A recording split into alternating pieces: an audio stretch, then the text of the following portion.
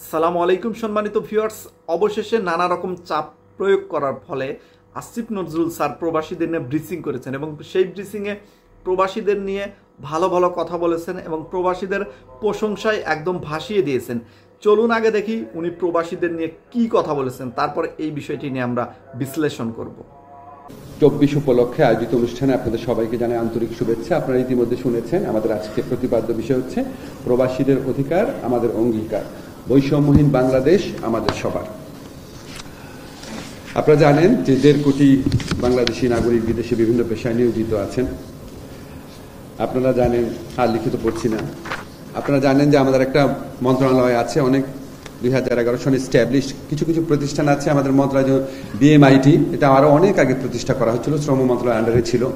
আপনারা জানেন আমাদের ওয়েজ আর্নার কল্যাণ বোর্ড আছে, BOSL আছে, সরকারিভাবে বাইরে কর্মসংস্থান সৃষ্টির জন্য প্রবাসী কল্যাণ ব্যাংক আছে। এখানে যারা কর্মকর্তারা আছেন ওনারা নিরলসভাবে কাজ করছেন এবং আমি তাদের সবার প্রতি কৃতজ্ঞতা জানাই। আমি দায়িত্ব গ্রহণ করার পর তাদের প্রত্যেককে অত্যন্ত সিনসিয়ারলি কাজ করতে দেখেছি। আমাদের কি কি অ্যাচিভমেন্ট হয়েছে এটা তো আপনাদেরকে বলা হয়েছে, এটা নিজের কথা নিজে ভালো বলছি না। তবে একটা জিনিস শুধু বলে রাখি, আমাদের সরকার দায়িত্ব নেওয়ার পরে পূর্ববর্তী বছরে এই সময়ের তুলনায় আমাদের রেমিটেন্স 26% বৃদ্ধি পেয়েছে। যত রেমিটেন্স যোদ্ধা আছেন পৃথিবীর 176টা দেশে বাংলাদেশের রেমিটেন্স যোদ্ধা আছেন, আপনাদের সবার প্রতি বর্তমান সরকারের পক্ষ থেকে, বাংলাদেশের মানুষের পক্ষ থেকে গভীর কৃতজ্ঞতা জানাচ্ছি। আমরা যখন বলি যে প্রবাসীরা হচ্ছে আমাদের অর্থনীতির গতিশীলতার প্রাণকেন্দ্র, মূল স্তম্ভ, এটা একটুও বাড়িয়ে বলা হয় না। আমাদের একজন প্রবাসী ভাই একটু আগে বললেন যে আমরা যখন বাইরে টাকা পাঠাই, বিদেশ থেকে টাকা পাঠাই কষ্ট করে, এবং খুব দুঃখের সাথে দেখি যে আমাদের টাকা সব লোপাট করে বাইরে নিয়ে যাওয়া হচ্ছে, আমাদের খুব কষ্ট লাগে। এটা আমি প্রথম শুনি নাই। যখন আগে বিদেশে যেতাম, বিভিন্ন এয়ারপোর্টে থামতাম, বিশেষ করে দোহাতে বা দুবাইতে, সবসময় ওনারা এগিয়ে এসে কথাটা বলতো, কষ্ট লাগতো তাদের। এবার যখন আমি দোহাতে গেলাম, আমাদের প্রবাসী ভাই বোনদের সাথে মিলিত হলাম, একটা মিটিংয়ে, একটা কাজে গিয়েছিলাম, তারপর ওনাদের সাথে কথা বললাম। ওনারা দুঃখ করে বললো যে প্রবাসীরা সবচেয়ে বেশি পছন্দ করে ইসলামী ব্যাংকগুলোতে টাকা পাঠাতে, আর ফ্যাসিস্ট হাসিনা সরকার লুট করার জন্য বেছে নিয়েছিল ইসলামী ব্যাংকগুলোকে। 6টা ইসলামী ব্যাংক থেকে আপনারা জানেন হাজার হাজার কোটি টাকা পাচার করেছে তাদের প্রিয় বিজনেস গ্রুপ। এবং তারা আমাকে বললো যে আমরা যখন ইসলামী ব্যাংকগুলোতে যে আমরা যখন একটা চেক দেই, চেক পর্যন্ত অনার করতে পারে না। বাংলাদেশে সবচেয়ে শক্তিশালী ছিল ইসলামী ব্যাংক সহ অন্যান্য ইসলামী ধারার ব্যাংকগুলো। এই ব্যাংকগুলোকে টার্গেট করে দুর্বল করে দেওয়া হয়েছিল। আপনারা জানেন যে আমাদের অর্থমন্ত্রী কয়েকদিন আগে ঘোষণা দিয়েছেন এই ব্যাংকগুলোকে চাঙ্গা করার জন্য বিভিন্ন পদক্ষেপ নেওয়া হয়েছে। আমরা লক্ষ্য রাখছি কি কি সমস্যার সমাধান করা যায়। আপনার পাসপোর্ট নিয়ে অনেকে কমপ্লেন করেছেন, আমার কাছে যেসব মেসেজ আছে আমি তো সবার উত্তর দিতে পারি না, কিন্তু আমি আপনাদের মেসেজগুলো দেখি। ম্যাক্সিমাম ক্ষেত্রে আপনাদের কমপ্লেন হচ্ছে পাসপোর্ট নিয়ে। আপনাদেরকে বিনয়ের সাথে জানাই, পাসপোর্ট তো আমাদের মন্ত্রণালয়ের অধিভুক্ত বিষয় না। তো আপনারা পাসপোর্ট না পেলে হয়তো ভাবেন যে প্রবাসী কল্যাণমন্ত্রী কি বলছে, এরকম আসিফ স্যার এত বড় বড় কথা বলতো, উনি এটা এখন করছে না।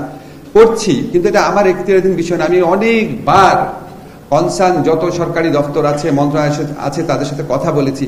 পাসপোর্ট অধিদপ্তরে যে ডিজি আছে ওনার সাথে পার্সোনালি 2বার কথা বলেছে, 3বার কথা বলেছে, লং কনভারসেশন। কনসার্ন মিনিস্টারদের নিয়ে বসেছি। কয়েকদিন আগে আপনাদেরকে একটা সুখবর দিয়েছি যে 15 ডিসেম্বর থেকে পাসপোর্ট পাঠানো শুরু হয়েছে। অগ্রাধিকার দেওয়া হয়েছে মালয়েশিয়া এবং সৌদি আরবে প্রথম। তারপর উনারা বলেছেন 3 থেকে 4 সপ্তাহের মধ্যে সমস্ত পাসপোর্ট পাঠানো সম্ভব হবে, MRP পাসপোর্ট। একই সাথে আপনারা বলেছেন যে আপনারা জানেন যে পাসপোর্টের ব্যাপারে আপনাদের কিছু অনীহা আছে। আমরা জানি কেন অনীহা আছে, একটু ডকুমেন্টের প্রবলেম আছে। সেই সমস্যা সমাধান করার জন্য আমরা এরকম উদ্যোগ নিয়েছি। পাসপোর্ট অধিদপ্তরে ডিজি জানিয়েছেন, এটা আমাদের কোনো ক্রেডিট না। আমরা খালি ওনার কাছে জানতে চেয়েছি এটা কেন হচ্ছে না। ওনারা বললো, আমাদের পররাষ্ট্রমন্ত্রী ছিলেন, আমাদের স্বরাষ্ট্রমন্ত্রী ছিলেন, যে বৈদেশিক বিভিন্ন যেখানে শ্রম ঘন এলাকা আর কি, সেখানে ওনারা মেশিন সহ পাঠাবে যাতে বায়োমেট্রিক ডাটা ওইখান থেকেই সংগ্রহ করা যায়, যাতে এটা ইজিয়ার হয়। হ্যাঁ, তারপর আমাদের মন্ত্রণালয়ের পক্ষ থেকে আমরা অল্প কিছু উদ্যোগ নিয়েছি, খুব গর্ব করে বলার মতো কিছু না, কিন্তু আপনারা জানেন একটা প্রবাসী লাউঞ্জ হয়েছে।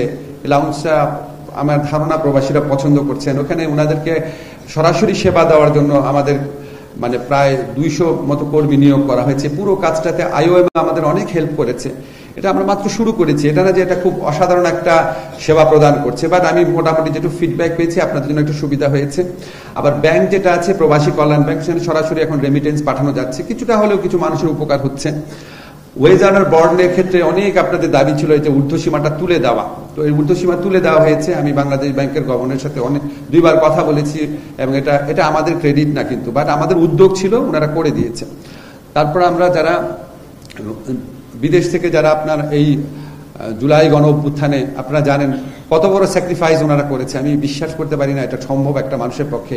ওনার চাকরি চলে যাবে, জেলে থাকতে পারে সারা জীবন, এবং অভিবাসন ব্যয় হারিয়ে ওনার পুরা পরিবার ওনারা চরম দুর্দশায় নিপতিত হতে পারেন। এত বড় আশঙ্কার মধ্যে শত শত আমাদের বাংলাদেশি ভাই বোন রাস্তায় নেমে এসে জুলাই গণ অভ্যুত্থানে আজকে যে আপনার মুগ্ধ, আবু সাইদ, তাদের যে আত্মত্যাগ, ওয়াসিম তাদের যে আত্মত্যাগ, তাদের প্রতি রেসপেক্ট জানিয়ে তারা এত বড় ঝুঁকি নিয়ে রাস্তায় নেমে এসেছিলেন।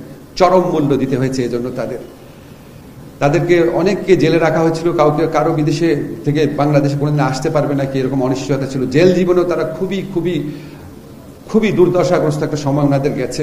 আমাদের প্রধান উপদেষ্টার ব্যক্তিগত উদ্যোগে ওনারা সবাই ফেরত এসেছেন। প্রবাসী কল্যাণ ব্যাংক থেকে আমরা ওনাদেরকে পুনর্বাসন করার পদক্ষেপ নিচ্ছি, আপনাদের কাছে বলে যাচ্ছি যে আমরা ওনাদের একটা নির্দিষ্ট অঙ্কের টাকা দিচ্ছি এবং ওনাদেরকে বাইরে পাঠানোর ক্ষেত্রে বইসেলের মাধ্যমে বিদেশে পাঠানোর ক্ষেত্রে ওনাদের আমরা অগ্রাধিকার দিব। প্রয়োজনে আমাদের দেশে যারা ব্যবসায়িক প্রতিষ্ঠান আছে, বড় বড় শিল্প গ্রুপ আছে, আমাদের সাথে যোগাযোগ করেছেন, ওনারাও কিছু কর্মীদের কর্মসংস্থানের ব্যবস্থা করবেন। আমরা আপনাদের কথা দিচ্ছি এটা আমরা অবশ্যই করব। এখন আপনাদের একটু চ্যালেঞ্জের কথা বলি। আমরা কিন্তু আপনাদের চ্যালেঞ্জের, আমার দৃষ্টিতে, আমার ভুল হতে পারে, প্রবাসীদের ক্ষেত্রে আমাদের যে চ্যালেঞ্জগুলো আসে, এক নম্বর হচ্ছে অভিবাসন ব্যয় কমানো। এখন অভিবাসন ব্যয় কমানোটা আমরা চেষ্টা করছি, আপনারা জানেন এটা কত টাফ। আমাদের এখানে যারা রিক্রুটিং এজেন্টরা আছেন তাদের মধ্যে ভালো আছেন, আবার অনেকে আছেন তাদের একমাত্র লক্ষ্য থাকে কত ভালো, মানে কত বেশি করে মানুষকে ঠকানো যায়, কিন্তু রিয়ালিটি। এবং গত সরকারের আমলে এই ধরনের যারা রিক্রুটিং প্রাধান্য দেওয়া হয়েছে, তাদের সাব এজেন্ট থাকে এবং যারা আপনার অনেক টাকা দিয়ে বিদেশে যায়, তারা আমাদের কাছে মাঝে মাঝে বলতেও চান না যে অনেক টাকা দিয়ে বিদেশে যাচ্ছে, কারণ তারা ভাবছে তাহলে যদি যাওয়াটা বন্ধ হয়ে যায়। মানে আমাদের ডিমান্ডটা খুব বেশি, সাপ্লাইয়ের তুলনায় ডিমান্ডটা খুব বেশি।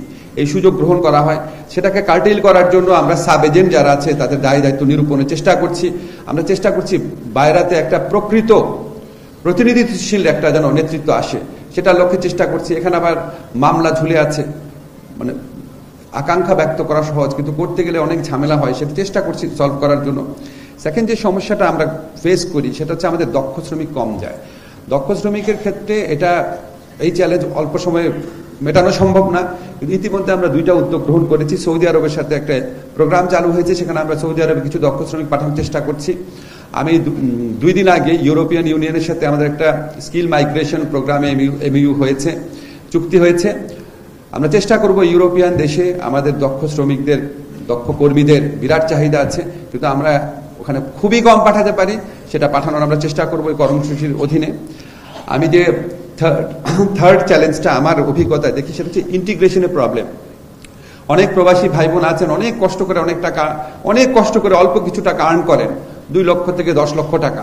তবে দেশে ফিরে আসার পর বিভিন্ন ধরনের দালালে খপ্পর পরে সারা জীবনের পরিশ্রমের টাকাটাও হারান। কোনো একটা ফ্ল্যাট কিনতে গিয়ে ঠকে যান, জমি কিনতে গিয়ে ঠকে যান, ভুয়া ব্যবসাতে ইনভেস্ট করতে গিয়ে ঠকে যান। ওনাদের ইন্টিগ্রেশনের যে প্রবলেম, এটা আমার কাছে থার্ড প্রবলেম মনে হয়েছে। ইন্টিগ্রেশনের প্রবলেম সলভ করার জন্য আমরা প্রবাসী কল্যাণ ব্যাংকের মাধ্যমে কাজ করব। আমরা দরকার হলে আমাদের এখানে যে গ্রামীণ আছে বা ব্র্যাক আছে, ওনাদের সাথে আমরা কথা বলছি, ওনাদের মাধ্যমে আমরা ইন্টিগ্রেশনটা একটা খুব ভালো জায়গায় নিয়ে আসার চেষ্টা করব।